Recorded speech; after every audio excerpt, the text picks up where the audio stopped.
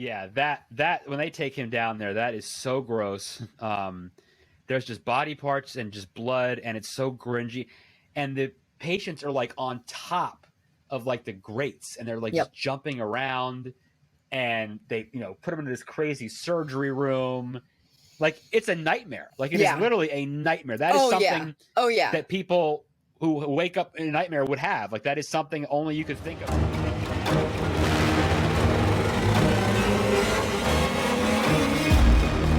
Hey peeps, this is the Scary Movie Project, the podcast where we talk about scary movies, share our perspectives as filmmakers, and dose you with our spoilery spoilers. I'm Tara.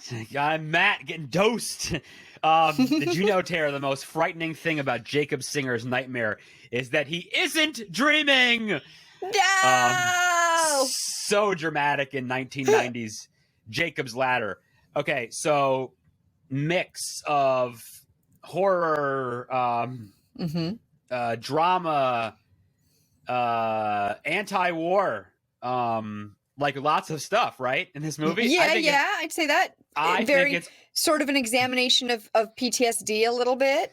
It's a lot of things. I think it's awesome. I saw this movie when I was a young man many years ago, and I've seen like bits and pieces of it over the years again, but I sat and watched it like 10 days ago.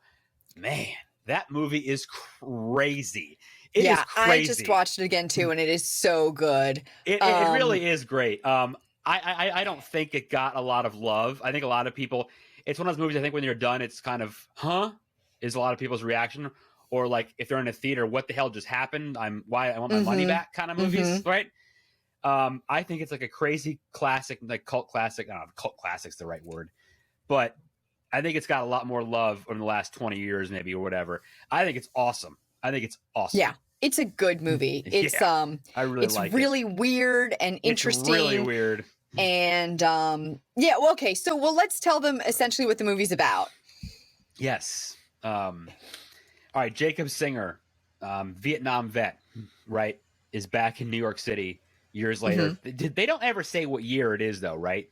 We never get dates of anything. No. That's kind of the point of this movie, really. We don't know what's going on. He was in Vietnam because they show him in Vietnam. The movie kind of starts that way. And he has this crazy moment where he's with his squad, and they're getting stoned, whatever. And like right afterwards, a bunch of them start like having like almost like seizures, I guess, right? Like, like seizures and like just totally kirking out, like vomiting blood and like just like jacked up, and it's kind of scary. You're like, what is going on? And we like jump then ahead to I don't know, beat for beat, whatever, but it's the story of this guy who had clearly something abnormal. Being in a war is abnormal, obviously, but something above abnormal happened to him while he was there. Well, so we see him with his girlfriend, and he's divorced and has a couple kids, and one of them passed away, and he has all this stuff. So he's living this life, and he's flashing back. And who is the kid that passed away, by the way? Who's the actor? Macaulay Culkin. Our favorite. Who doesn't love He is like literally just there to be the cutest kid alive so that you can be sad that he's dead. And this was in 1990 when he was like his fame, he was about to explode, right? He was huge. He was time, not right? credited in this movie. Is he really? I never noticed that. Okay. No, he is not credited in this movie. Well, he's credited in plenty of other ones. So. Yeah. So I think this is like right before he became somebody, like a big actor. But okay, yeah. But so he's having these flashbacks, but I mean, just to give it all away, which we do on this show, he starts then having flashes of still being married to his wife, and is telling her that like, I had this dream that I was dating this girl from work, from the post office. Yeah, right. And so you're getting all three sort of lives, right? You're getting him in war, him with his girlfriend, and then him with his wife never having been divorced. And in the end, it turns out that this whole thing is like his life flashing before his eyes as he's dying from being stabbed in war. Right. So there's a quick, like elevator pitch synopsis. I was going to go a little bit further, just saying, was saying, this guy had a crazy abnormal experience in Vietnam. He's back now, and this crazy stuff is happening. Like that first scene when he's on the train. Oh God, and he sees the tail. Oh, dude, that guy's asleep on the train, and he sees like that is so nasty. It's like a rat tail. Well, which the funny thing is, I've been on plenty of New York City subways, and that probably would not be abnormal sometimes. Ugh, it's so gross.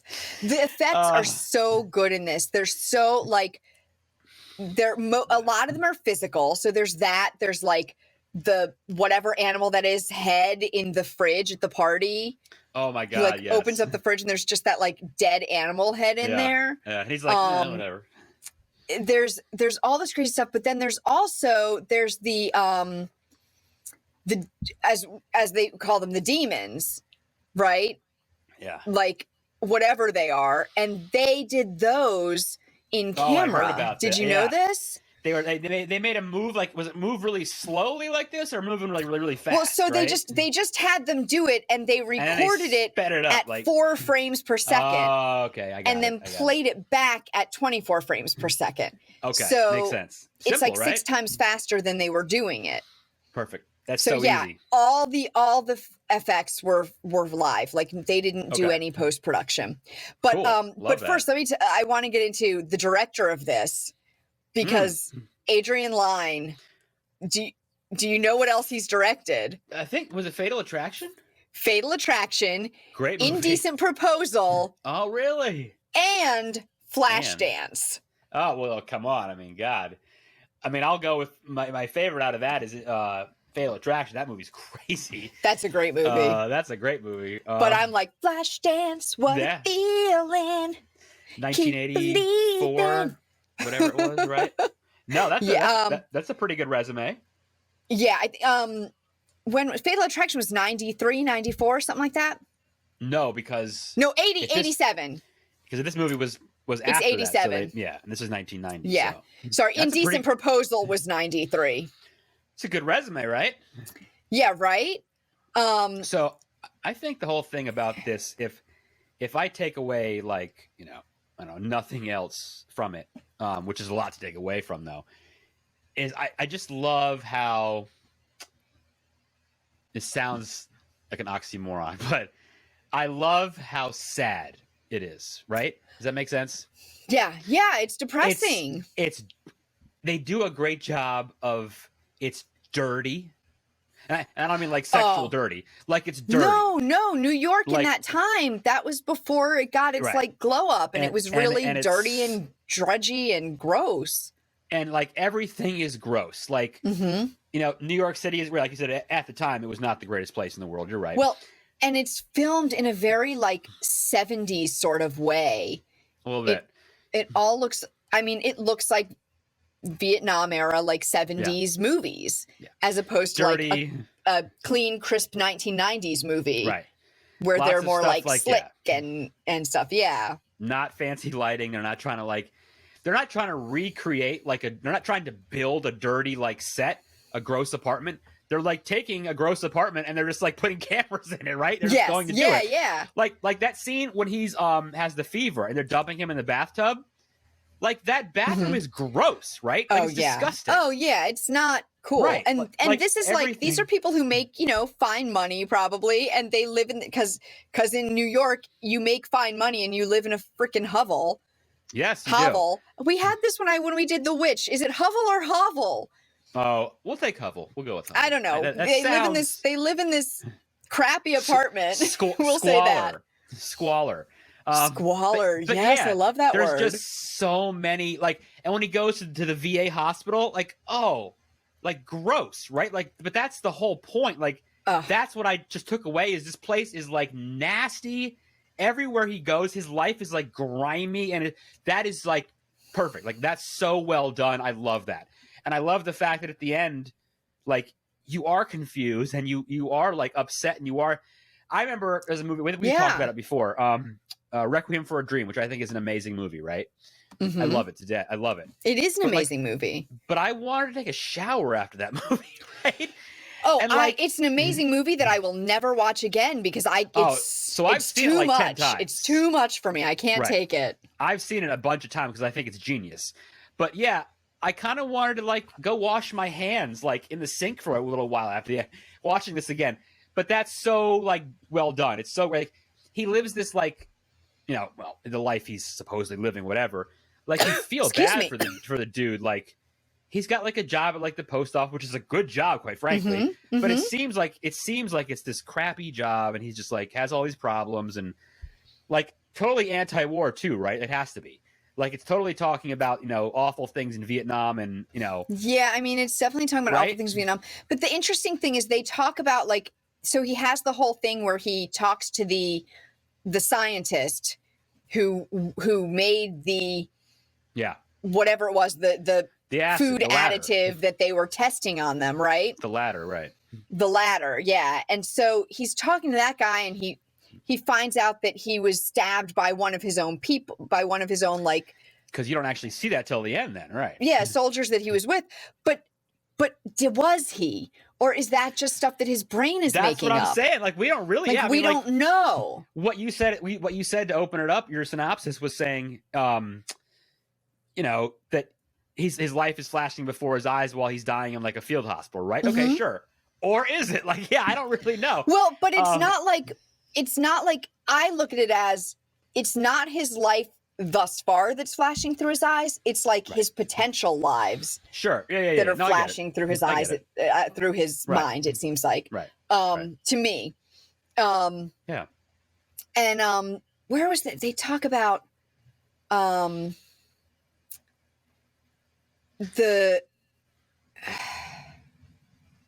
nope, lost it, guys. Do you want to talk about the tail from the monster when she's dancing at the party?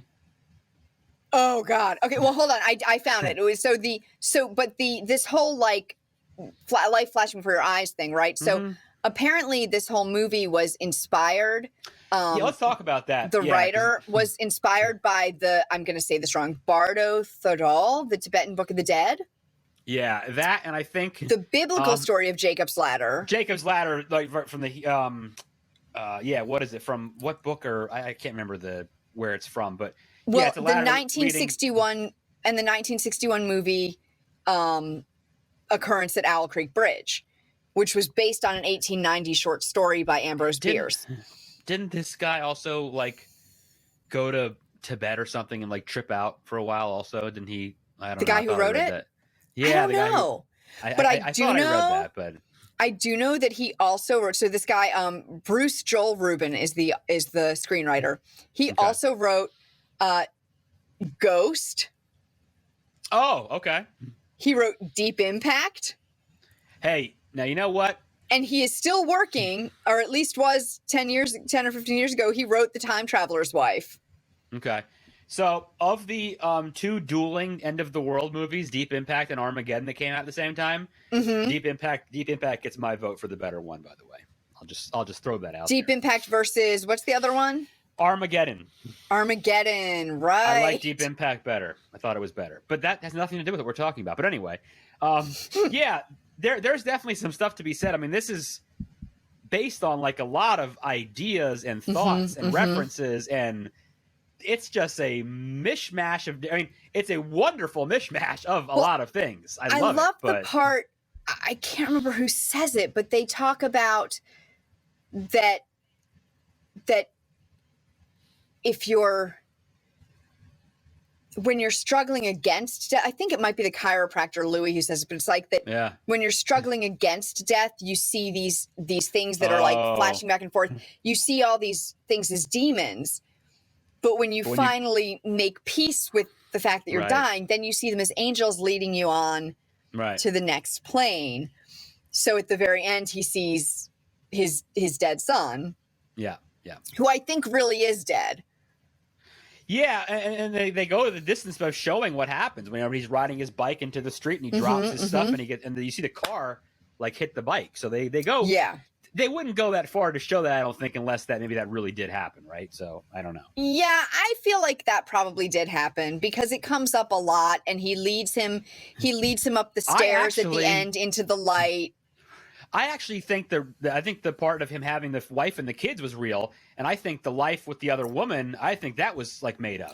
I think yes, that's what I think. I think I do. I think he had the life with his wife and kids, and I think that that he was seeing what would happen if he was still with them, and he was seeing what would happen if they got divorced and he started dating someone else. He survived the war. Now he's trying to put his life back But together, in and a he got way- divorced. And right. In a way, like, because you could tell he wasn't happy when he was in the life with the girlfriend, right? With Jezebel, Yeah, Jezzy, how about that? right? gotta- Like, that- how about what naming a her great- Jezebel? What a great name for a pet or anyone expecting a daughter. Jezebel, great name. Great name, Yeah. great name, I great love it. name. I never thought about that. But I think he was. It's interesting that she's named Jezebel because she is Yeah. Of course. if he had broken up with his wife and dated the Right. Jezebel, right? Like, they literally just named her the what it is. Right. Perfect. And I think that he is actually, in a way, putting himself in hell by imagining all that life with her, with Jezzy. Okay. Like, so one of the first things we see after that opening scene with them in I was about to say Afghanistan, in Vietnam.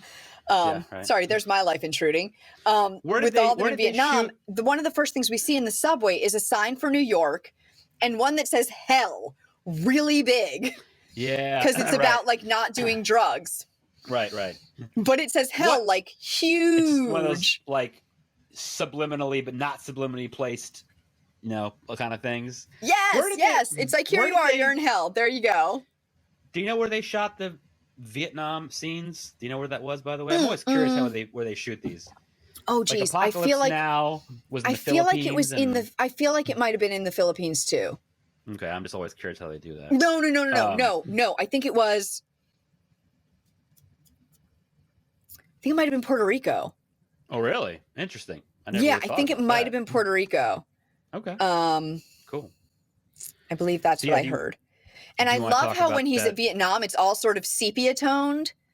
Mm-hmm. It's a little bit warmer than the rest. Yeah. Well, they want to they got to separate them from that, right? Exactly. Yeah.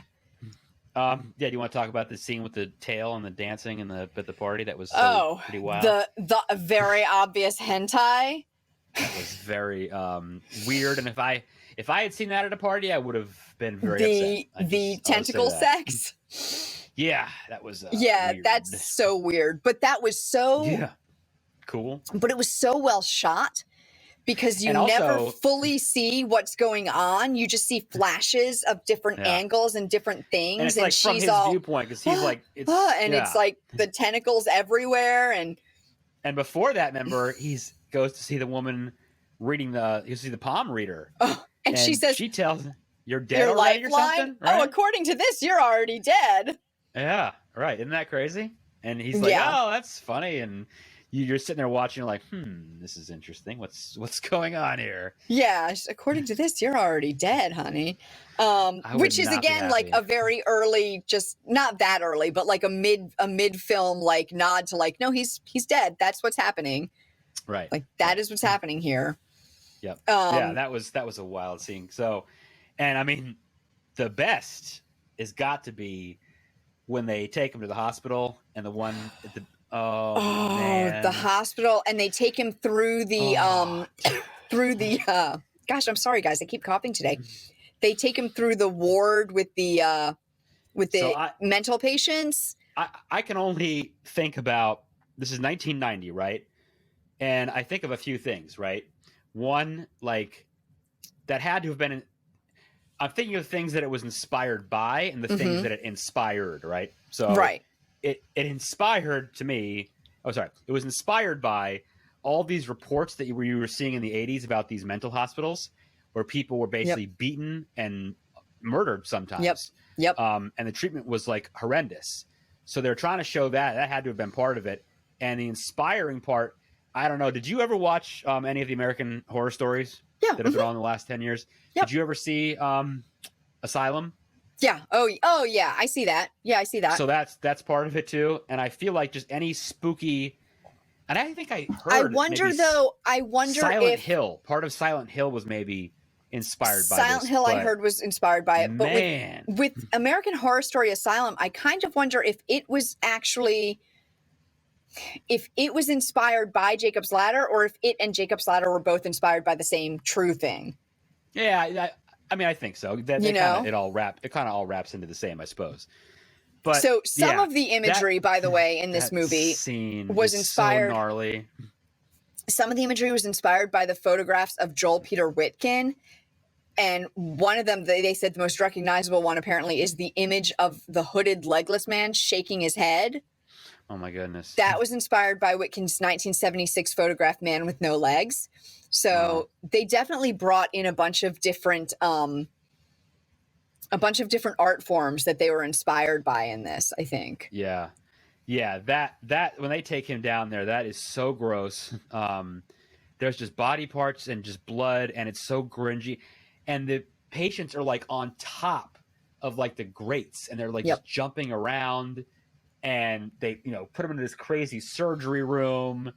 Like, it's a nightmare. Like, it is literally a nightmare. That is something that people who wake up in a nightmare would have. Like, that is something only you could think of to the ability to take that and put that on the screen, like, is just, I mean, it's beautiful the way they did it. Like, it's awesome. But man, it's disturbing. Ooh, dude. The other artists who they used for like the visual style are William Blake. Okay. Our buddy HR, I now think it's pronounced Giger.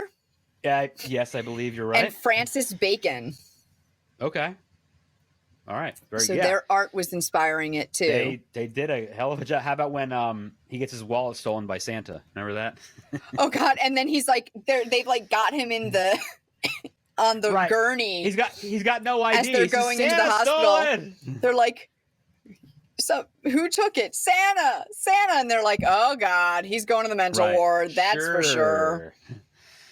But yeah, and it's just like this sad and like just hopeless, like. Because then he goes to try to find that doctor, and there's that one scene where he runs and the down doctor's the hall, already dead. But he walks into that room where they're having like a group therapy thing or something, and they make a point to show all these quick, tight shots of like all the patients who like it's just showing more of like despair in the world. Like, these people are so upset. We don't know them. We don't need to know them, but they're showing this to you.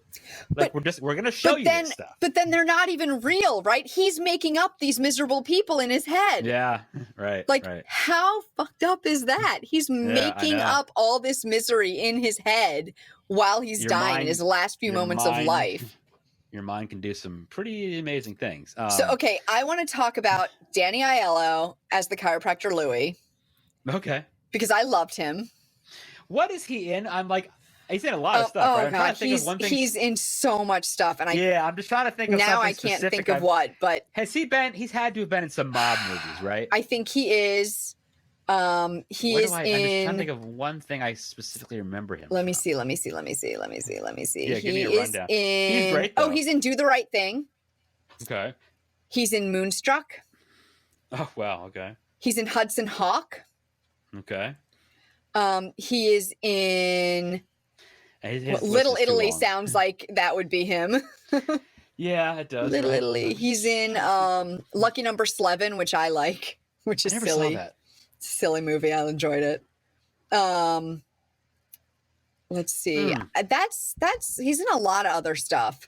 I have to look it up and see if it's the one I'm thinking of. That Night Heat, anyway. The pickup artist. Night Heat. Well, he is great in the movie. He's like the guardian angel, I guess you could say. Is that you think that's I feel like that's sort of his role. He's sort of an angelic guardian angel, and he says to him, and I love this line. He says to him, to Jacob, he says, "The only part of you that burns in hell is the part that won't let go of your life." And that is apparently say it one more time. The only part of you that burns in hell is the part that won't let go of your life. Huh. That's from the philosopher Eckhart. Okay. And I just thought that was very, very wise. It seemed very meaningful to me. I was like, oh yeah, that makes sense. Like, totally, dude. That's why I had you read it again, because I wanted to hear it again. Yeah, it's just so profound. That's the word I was looking for. It's profound. Profound. I like that. And I love, so the director made sure there was a real chiropractor on set who worked with Danny Aiello to make sure it was like all authentic. Okay. It looked fairly authentic. I've never been to a chiropractor, but it seems like Adrian it made Lyne, sense the to me. director, said that chiropractors will approach him pretty often and thank him for going to the trouble of getting it right. There you go. See, but it's all about getting that stuff right. Loud were all those cracks and crunches? Of course. Oh my God. I feel like there were a lot of sounds in this movie that they amped up, right? Like there's what's the lawyer that he goes to see? What's his name? George Costanza from Seinfeld? That's right. George is in this movie. But what is the lawyer's name? Geary. Oh, I don't know Geary. His name. Mr. Geary. He goes to see Mr. Geary. And I have a comment about that. It was weird too. And he's eating, first he's crunching ice while he's talking to them, all right? Then he picks up Fritos and he starts eating Fritos. Talk about product placement, like right there, he's eating all these Fritos. Yeah, exactly. But the crunching of both are unnaturally loud. And there are a few places throughout the movie where that happens. I mean, it's exaggerated, but I like it. I never really thought much of it, I guess, but that's interesting. Okay. I thought that was interesting. I don't know exactly why they did it or what it means. I think it might just be part of the like disturbing, everything's a little weird vibe. Yeah, I think that's fair. And it just, it's just like in any movie, like things are always exaggerated. It's like when we watch these movies where people are in a crowded restaurant, yet we see the dialogue perfectly audible, even though they're in a room full of people. Like yeah. So what about the scene where, speaking of George Costanza, we love George, he's the lawyer, then there's that one part that kind of like everything's all out of control. Then it really gets crazy when he sees him in court or in his office or whatever, and he's telling him basically to get lost. Yeah. And he tells him, I checked everything out, and you guys never even served in the war. And it's like, wait, what? What's happening now? Yeah, he's like, you were just in training. Oh my God. Yeah, he's like you were just in training and then you got sent home. Okay. Oh my goodness. So that scene though, I have trivia about that scene. All right. That scene, George Costanza, what is his actual name? Jason Alexander. Jason Alexander is like 5'6" or something. Yeah, he's not tall. And Tim Robbins is like the opposite. He's like 6'6" or 6'5". Is he really? I don't know he was that tall. Okay. In order to make it like less obvious, the height difference, that scene where he's yelling when he's telling him to go away was supposed to take place in like a hallway. They moved it to the stairs so that he could be lower on the stairs.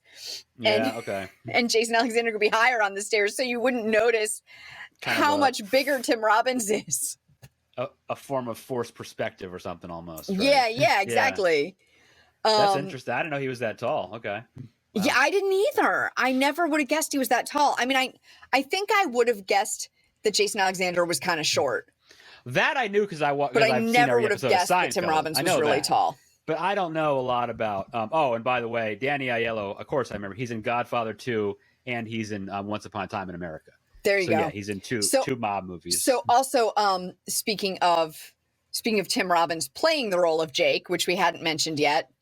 So here's a fun tidbit. Okay. I actually have a couple here.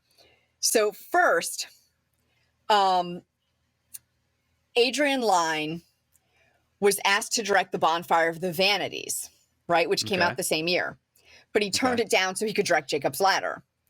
Well, his first choice for the role of Jake was Tom Hanks. Oh, really? But in an interesting coincidence, Tom Hanks turned down Jacob's Ladder so that he could make The Bonfire of the Vanities. Wow. So they went like interesting. And like crossed each other.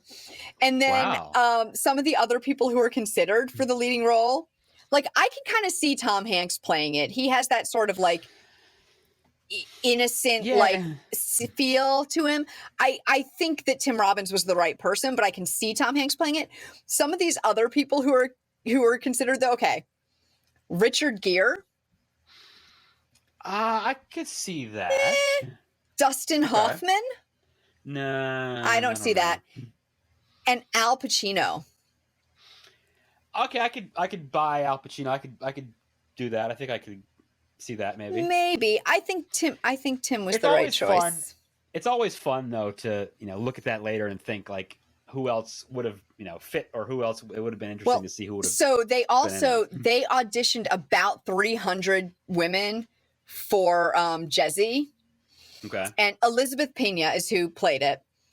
She was the very first person who auditioned. So after they auditioned her, they auditioned like 300 other women, including That's crazy. Including J-Lo, Andie MacDowell.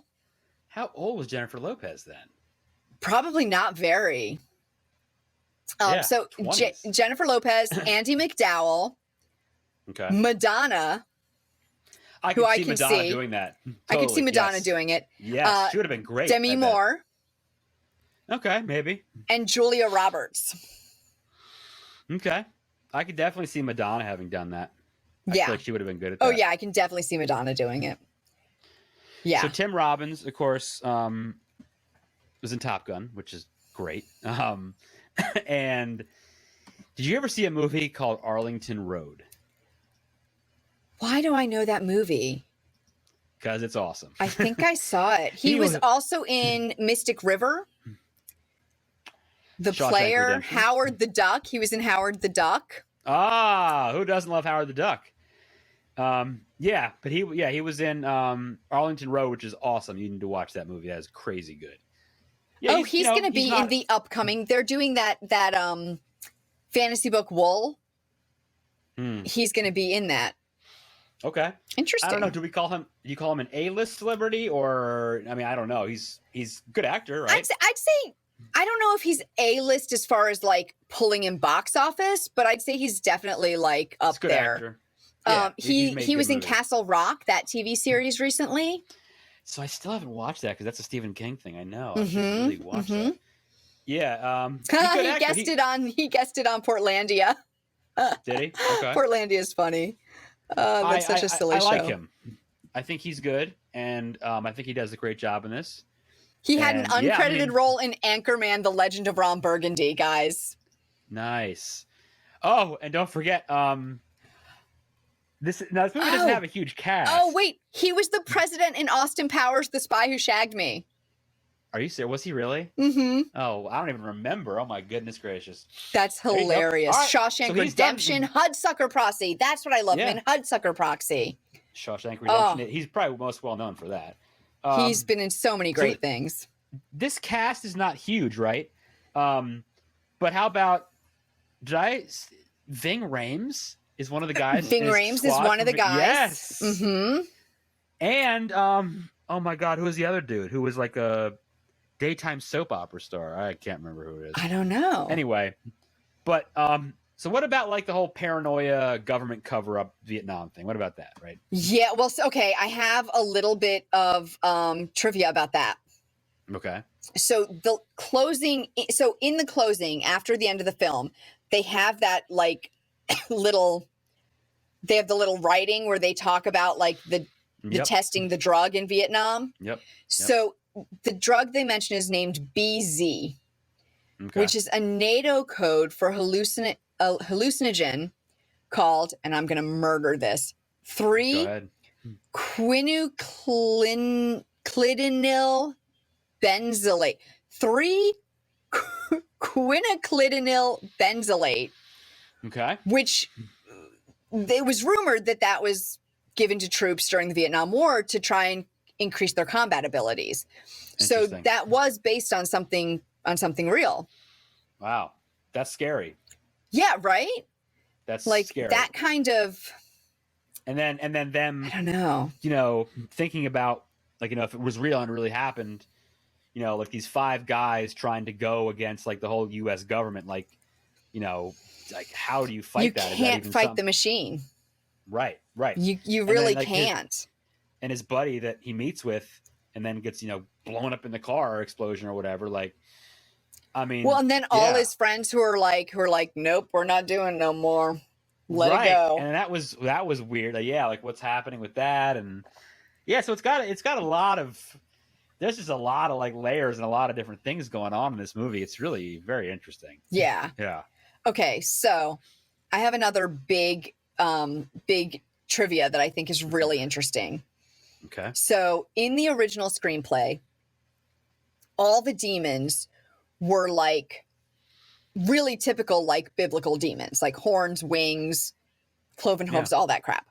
All that. But the director was stuff. like, this could be like comedic. It might not It's hard. It might not play right. It's taking an outrageous concept and making it believable. So he did a bunch of research and he learned about thalidomide. Do you know what thalidomide is? I've heard about the thalidomide babies before. Yeah, Have you heard that term before? Thalidomide babies, that's right. So in late 50s, early 60s, they gave it to pregnant women as an antiemetic to help fight morning sickness and then like to help them sleep too. Right. But they didn't do good clinical trials on it. And so there were like 10,000 kids in Africa and Europe who were born with these severe physical deformities because their mothers had taken thalidomide while they were pregnant with them. And so he studied that case and he thought that those birth defects that were caused by the drug would be a really good starting place for him, like designing what the demons would look like in the movie. So like you were talking about in the hospital, you see the guy crawling above them on the thing and he has like little stub legs. Like he doesn't have full legs. You see all these people that don't look fully formed. So he took that from that. I thought that was really kind of interesting. That's what I'm saying. Like there was so much like deep like research and like looking at all kinds of different aspects of life and stories to get all this stuff from. It's kind of amazing. Yeah. That you take all this info, there was so much, and then pack it into the story. And like I said, to some people it's probably crazy. I think it's nuts. But that's heavy. That's wild. How about that? Oh, and I forgot. Oh, for anyone who's interested in the drug aspect, the BZ and stuff, that part of the story was inspired by a book called Acid Dreams, the CIA, LSD, and the 60s Rebellion by Martin Lee and Bruce Schlain. Okay. So if anybody's interested in looking more into that, there's a book on it. A lot of people dropping acid back in the 60s, man. That's what it was all about. Yeah. So pretty crazy. I just think this movie is so cool. It's so smart. It's smart. It's philosophical. It's you need to watch it a couple times. You really do. It's not a one watch movie and you're like, okay, it was awesome. It's like I said, I watched it years and years ago. I was a kid. I don't think I watched it several years ago and I feel like this time I noticed certain things that maybe I wouldn't have caught the first time around. Oh yeah. Absolutely. Just like things with the demons and little hints that like, okay, one thing that I read, when he has these visions, right, of the tail on the person sleeping in the subway or the dance scene where she's got the tentacles all up on her. Yeah. Apparently he's never in the shot with those things that he's seeing. Yeah. It's always back and forth. You never see him actually in the shot with it. His point of view from what he sees it. Right. Yeah, it's only done from his POV, which is pretty typical of movies like that where they want you to not know if it's real or not. Yeah, because you don't know if you have a reliable narrator or not, right? Yep. And that's you gotta do that right. That can be hard to do. Which I think in this at the end they sort of sidestep the whole is he a reliable narrator thing because it's all in his head. So there is no reliable or non-reliable. It's all just in his head. Yeah, you don't know what's going on. Yeah. Yeah, I thought this was a really interesting movie. I just Oh yeah. And I mean, I guess it's really well shot. It's really well acted. It's smart. It's weird. It's scary. Yeah. I don't know. It's kind of got everything I love. It's kind of got it ticks all the boxes for me. When he has that fever and they put him in that tub full of ice, like that's like scary. Like, oh my God. Yeah. Like people, get like crazy sick and they say like, yeah, you're supposed to do something like that. Like, could you imagine that? That would be terrifying, right? Oh man, that'd just be super scary. Yeah. No, I like everything about it. It's really good. I think it definitely is a cult kind of movie. I feel like they made, I think, a remake or some sort of sequel or something like 3 or 4 years ago, and I think it's a piece of garbage, quite frankly. I have not seen it. I think it's just a remake. Is it? I don't think it's good. I think it's awful. I think it's really bad. But up to you. You can watch it if you want. I am not going to see it, but that's fine. I'll stick with what I got here. It's the kind of movie that you can Google and read people's inputs and opinions and perspectives on for days. You know what I'm saying? It's one of those movies. Oh yeah. Well, you and can go down the rabbit hole on like a lot of stuff. They reference philosophy so much. Like he's reading The Stranger by Camus, like in that first subway scene. Yeah. Yeah. Yeah. It's definitely it's not like you watch it 2 or 3 times and you're like, oh, I got it. No, you don't. Like there's so much to do. You could read so much about it, and to read it reminds me of like one of my favorite movies is Eyes Wide Shut by Stanley Kubrick. There's like very much happening in that movie, and like I need explanations of stuff still. And I've seen the movie probably 11 times, but I still need like to find out stuff. I don't get all this stuff. Movies like that are cool. Like we love The Ninth Gate, right? There's a lot of weird stuff going on. Gate, I love it. I don't understand everything in that movie. There's way weird stuff going on there too that I don't get. I want to say this almost has a similar vibe to Ninth Gate, and isn't Ninth Gate from the 90s it too? Feels like that. 1999. Yeah, so this is early. This is 1990, but this is the beginning of the decade. There's a very and the end, similar like feeling where you're like not quite sure what's going on. Everything's a little weird and a little off. Yeah. Right. I think I definitely understand Ninth Gate more than I do this, but I've seen Ninth Gate like 1,000 times too. But yeah, I love movies that make you think there's a lot happening and there's different, not necessarily subplots, but small pieces that you reference and keeps you on your toes. So, yeah. No, again, I hadn't seen it in a while, and I feel like I kind of want to go watch it again, you know?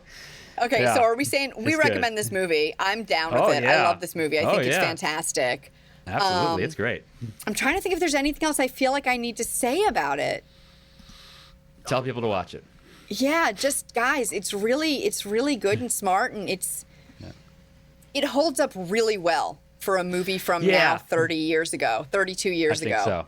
Oh my God, I feel old. I agree. It holds up really well. So, next up, guys, another one I'm really excited about, Serpent and the Rainbow is coming up next. So that'll be our next episode. Listen out for that. Here's what you do. Here's your homework for that, right? Okay. It's a great book. This is to everyone. It's a great book. I've read the book. It's by Wade Davis. It's excellent. I haven't read it yet. Go read the book first, then listen to our episode. Oh, don't watch the movie. Just read the book and listen to the episode? No, well, you got to watch the movie, then you got to listen to our episode. But what I meant was read the book first. But also read the book. The book is good, apparently, says Matt. Love it. I love it. So, guys, our normal plea, please subscribe to the podcast, rate and review us on Apple Podcasts, Spotify, iHeartRadio, wherever you're listening. Everywhere. So more people can find us. And don't forget to send us your movie suggestions, your thoughts on the movies we've watched so far, whatever else you want to tell us about at thescarymovieproject@gmail.com. And you can also follow us on Facebook and Instagram at The Scary Movie Project. Peace out. Remember, you can't win if you don't play.